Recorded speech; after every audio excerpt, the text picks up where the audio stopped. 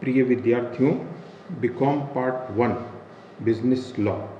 आज इसमें अपन बात करेंगे गारंटी अनुबंध की। देखिए, लास्ट टाइम पर जब अपन ने अध्ययन किया था तो अपन ने हानि रक्षा अनुबंध की बात करी थी, कॉन्ट्रैक्ट ऑफ इंडेमनिटी की बात करी थी।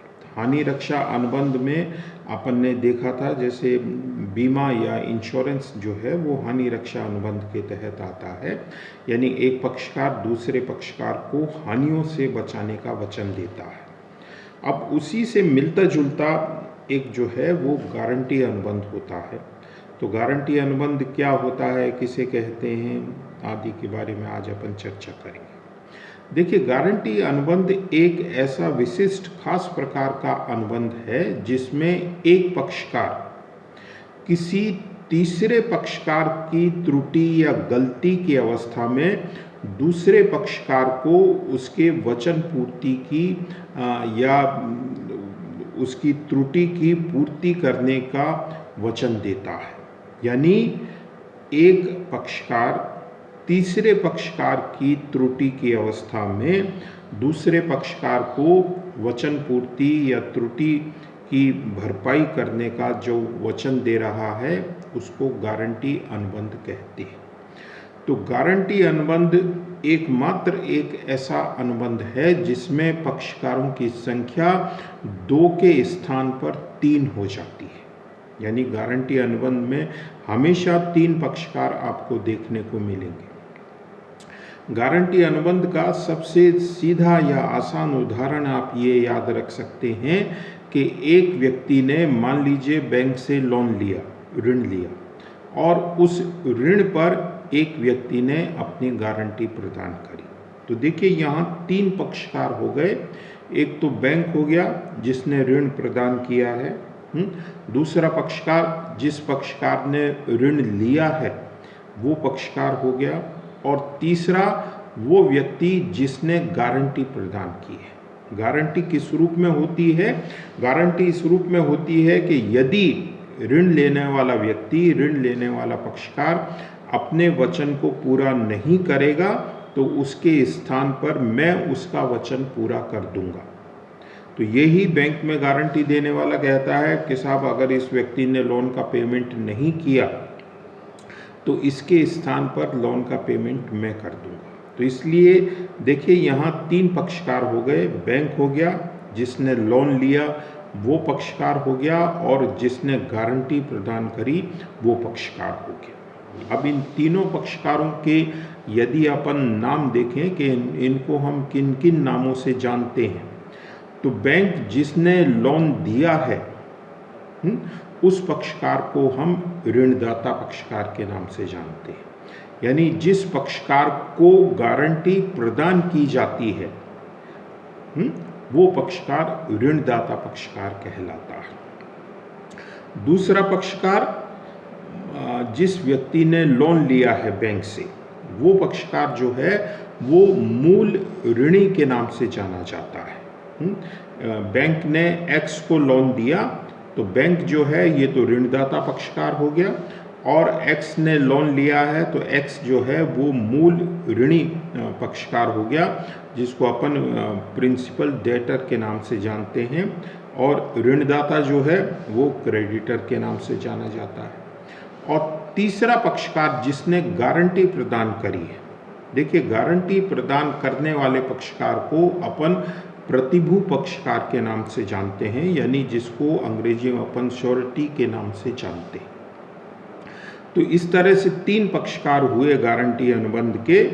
ऋणदाता जिसने ऋण दिया, बैंक हो गया, दूसरा जिसने ऋण लिया, मूल ऋणी हो गया, प्रिंसिपल डेटर हो गया, और तीसरा जिस व्यक्ति ने गारंटी प्रदान करी वो प्रतिभू पक्षकार या श्योरिटी पक्षकार हो गए।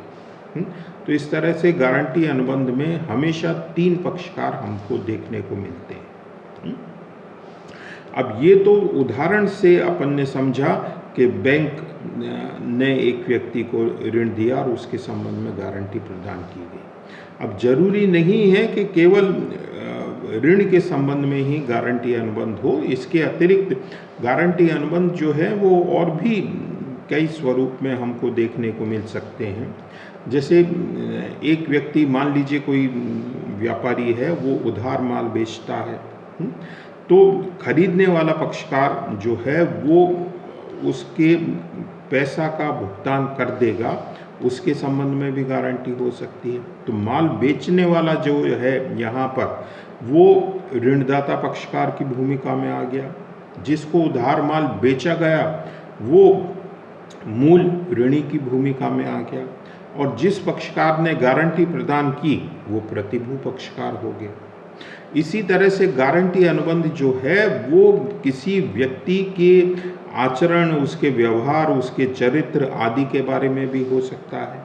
अब जैसे एक संस्था है, वो मान लीजिए एक व्यक्ति को रोजगार पर रखती है, काम पर रखती है। अब वो व्यक्ति ईमानदारी पूर्वक अपने काम का निर्वाह करेगा, काम को पूरा करेगा, इसके संबंध में संस्था ये चाहती है कि कोई व्यक्ति उसकी गारंटी दे। तो देखिए, संस्था जो है, जो नौकरी दे रही है, वो ऋणदाता की भूमिका में हो गई। जिस पक्षकार के संबंध में गारंटी दी जा रही है वो मूल ऋणी की भूमिका में हो गया, और जो पक्षकार गारंटी प्रदान कर रहा है वो प्रतिभू की प्रतिभू के रूप में हो गया। तो यहाँ भी गारंटी अनुबंध हमको देखने को मिल सकता है। तो गारंटी अनुबंध कुल मिलाकर बात यह है कि किसी व्यक्ति के आचरण के संबंध में हो सकता है, गारंटी अनुबंध उधार खरीद बिक्री के संबंध में हो सकता है, गारंटी अनुबंध जो है किसी व्यक्ति के वित्तीय संस्था से ऋण लेने के संबंध में हो सकता है, किसी भी प्रकार का हो सकता है। लेकिन हर एक गारंटी अनुबंध में आपको यही विशेषता देखने को मिलेगी कि 3 पक्षकार होंगे। 2 पक्षकारों के मध्य गारंटी अनुबंध का निर्माण नहीं हो सकता है। अब यदि अपन गारंटी अनुबंध की विशेषताओं की बात करें, तो देखिए, गारंटी अनुबंध जो है वो भी चूंकि एक अनुबंध का स्वरूप है, अनुबंध का ही प्रकार है, तो सामान्य अनुबंध से संबंधित जो हैं कुछ बातें यहाँ भी हमको देखने को मिलती हैं। जैसे पक्षकारों की संख्या सामान्य अनुबंध में अपन ने देखा है कि 2 होते हैं, यहाँ पर 3 पक्षकार होते हैं। इसमें भी एक पक्षकार प्रस्ताव रखता है, दूसरा उसको स्वीकार करता है। पक्षकारों में अनुबंध करने की क्षमता का नियम होता है।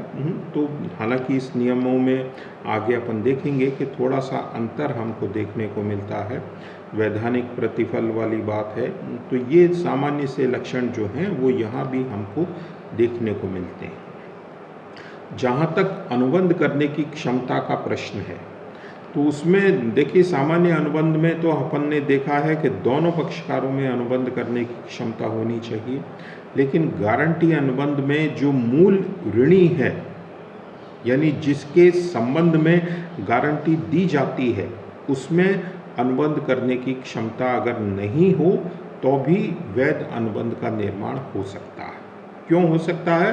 क्योंकि देखिए, कॉन्ट्रैक्ट एक्ट ये कहता है कि उसकी गारंटी देने के लिए एक अन्य व्यक्ति है, और जो व्यक्ति गारंटी दे रहा है, यानी जिसको अपन प्रतिभू पक्षकार के नाम से जानते हैं, उसमें अनुबंध करने की क्षमता होती है। तो इसलिए अगर मूल ऋणी में अनुबंध करने की क्षमता नहीं है तो उसके बावजूद भी गारंटी अनुबंध जो है उसका निर्माण हो जाता है।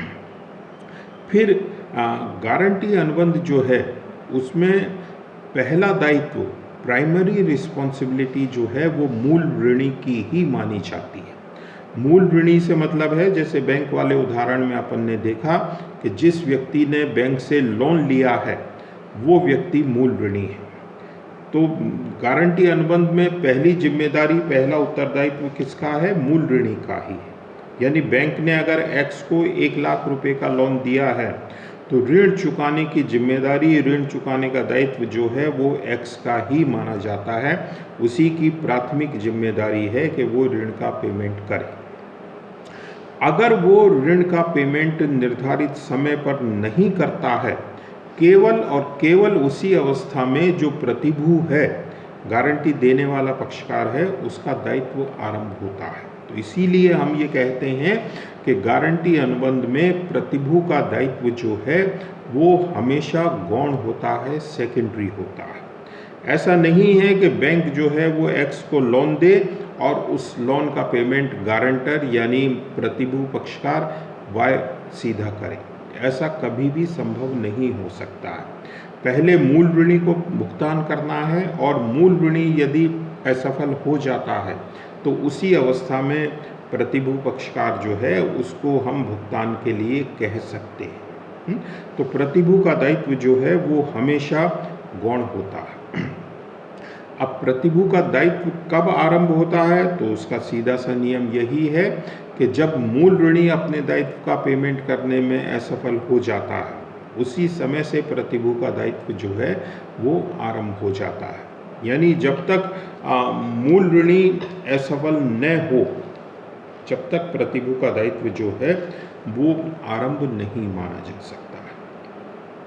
अब गारंटी अनुबंध कहने को एक अनुबंध होता है, लेकिन यदि आप इसका गहराई से अध्ययन करें तो इसमें देखिए एक साथ 3 अनुबंध होते हैं और ये 3 अनुबंधों का समूह ही गारंटी अनुबंध के नाम से जाना जाता है। तो गारंटी अनुबंध में पक्षकारों की संख्या 3 है और गारंटी अनुबंध में एक साथ 3 अनुबंध हो रहे हैं, ये बात भी आपको स्पष्टतः समझ लेनी चाहिए। अब ये 3 अनुबंध किस रूप में होते हैं, तो देखिए इसको आप इसी बैंक वाले उदाहरण से समझिए कि मान लीजिए बैंक ने एक्स को लोन दिया, तो ये तो एक 2 पक्षकारों के बीच में सामान्य अनुबंध हो गया कि बैंक ने एक्स को लोन दिया है, एक्स जो है वो लोन का पेमेंट करेगा, लोन पर जो भी इंटरेस्ट होता है उस इंटरेस्ट का पेमेंट करेगा। तो ये तो हुआ एक सामान्य अनुबंध। अब दूसरा अनुबंध किसके बीच में हो रहा है, बैंक के और गारंटर यानी प्रतिभू के बीच में हो रहा है। इस लोन के संबंध में अगर मान लीजिए वाई ने गारंटी दी है, तो दूसरा अनुबंध किस किस पक्षकार के बीच में हो रहा है, एक तो बैंक है और दूसरा गारंटी देने वाला वाई पक्षकार है। पहला अनुबंध अपन ने देखा बैंक और एक्स ऋण लेने वाले पक्षकार यानी मूल ऋणी के साथ हुआ। दूसरा अनुबंध जो है गारंटी देने वाले और बैंक के बीच में हुआ। ये अनुबंध जो है वो गारंटी अनुबंध है। गारंटी अनुबंध किस रूप में है कि वाई जो है वो बैंक को गारंटी प्रदान कर रहा है। क्या गारंटी प्रदान कर रहा है कि अगर एक्स लोन का पेमेंट नहीं करेगा तो उसके स्थान पर ऋण का पेमेंट मैं कर दूँ। अब देखिए तीसरा अनुबंध जो सबसे खास है, सबसे अहम है, वो होता है हानि रक्षा का अनुबंध। अब हानि रक्षा का अनुबंध क्या है, ये अनुबंध हो रहा है मूल ऋणी यानी लोन लेने वाले व्यक्ति और गारंटी देने वाले व्यक्ति दोनों के बीच में। यानी इस उदाहरण में यदि अपन देखें तो एक्स ने लोन लिया है तो मूल ऋणी वो है और वाई ने गारंटी प्रदान की है तो प्रतिभू पक्षकार वाई है। तो ये जो तीसरा अनुबंध है ये एक्स और वाई के बीच में हो रहा है। ये अनुबंध जो है ये गर्भित अनुबंध के नाम से जाना जाता है। देखिए इस गर्भित अनुबंध में क्या बात है, इस अनुबंध में ये बात है कि जो मूल ऋणी है, मूल ऋणी कौन है, एक्स है, लोन लेने वाला है, वो प्रतिभू पक्षकार से ये कह रहा है कि यदि आपको यानी वाई को मेरी वजह से अगर कोई नुकसान होगा, कोई क्षति होगी तो मैं उसकी भरपाई करूंगा, मैं उसकी पूर्ति करूंगा। यानी अगर वाई को कोई हानि उठानी पड़ती है तो उस हानियों की पूर्ति कौन कर रहा है, मूल ऋणी एक्स कर रहा है। जैसे इसी उदाहरण में आप देखिए कि अगर मान लीजिए एक्स जो है वो टाइम पर लोन का पेमेंट नहीं करता है तो लोन का पेमेंट किसको करना पड़ता है, अब गारंटी देने वाले को करना पड़ रहा है। तो गारंटी देने वाले को एक तरह से ये लॉस हो गया, 1 लाख रुपए उसको बैंक को चुकाने पड़े। तो अब यहाँ पर मूल ऋणी जो है वो एक्स से मूल ऋणी एक्स जो है वो वाई से ये कह रहा है कि आपको जो ये लॉस हो रहा है 1 लाख रुपए का, उस लॉस की भरपाई मैं करूँगा। यानी इसका कुल मिलाकर सीधा सा मतलब ये होता है कि जब प्रतिभू पक्षकार अपने दायित्व की पूर्ति कर देता है, यानी वो बैंक को लोन का पेमेंट कर देता है, तो उसके पश्चात प्रतिभू पक्षकार को ये अधिकार प्राप्त होता है कि वो मूल ऋणी से उसकी वसूली कर सकता है।